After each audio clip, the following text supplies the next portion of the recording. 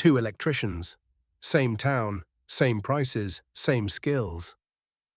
One is booked 3 weeks out. The other is staring at a quiet phone, wondering why it's so slow. The difference isn't their work. It's a row of little stars they never think about. Here's what actually happens when someone needs you. They don't call you first. They grab their phone, they search, and they get a list.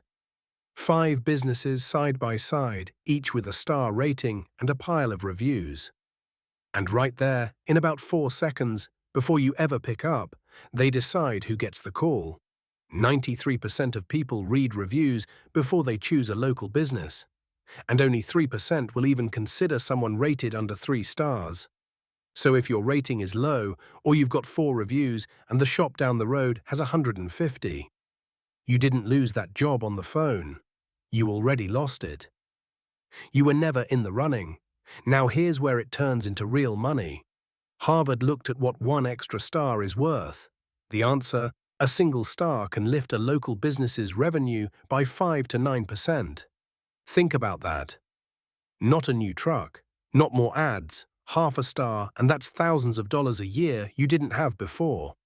And it gets bigger the more expensive your work is. When something's cheap, people take a chance, but when they're about to let a stranger into their home for a $2,000 job, they get nervous. So they lean on reviews even harder.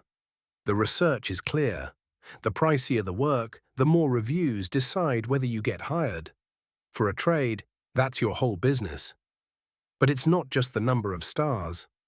There's a trap. A perfect 5.0 actually makes people suspicious. It looks fake. The sweet spot that earns the most trust sits between 4.2 and 4.7. Real, with a few bumps. And reviews go stale. 85% of people think a review older than 3 months doesn't count anymore. A shop sitting at 4.3 with reviews from last week beats a 4.8 that's gone quiet for 6 months. Reviews aren't a trophy you win once. They're milk. They expire, and this is where it compounds. Reviews are about 1/5 of how Google decides who shows up first in local search. If you run Google's local ads, your review score is the single biggest thing deciding whether you're on top or buried on page 2. More good, recent reviews means you rank higher, which means more people see you, more calls, more jobs, more reviews. It's a flywheel, and it spins for whoever feeds it. So here's the problem, and it's costing you right now. You do good work every day. But think about who actually leaves reviews. The angry ones. The 1 customer out of 50 who had a bad day goes home and types it all out. The 49 happy ones drive off and never think about it again. So your rating isn't a measure of how good you are. It's a measure of who bothered to post. Which means the fix isn't doing better work.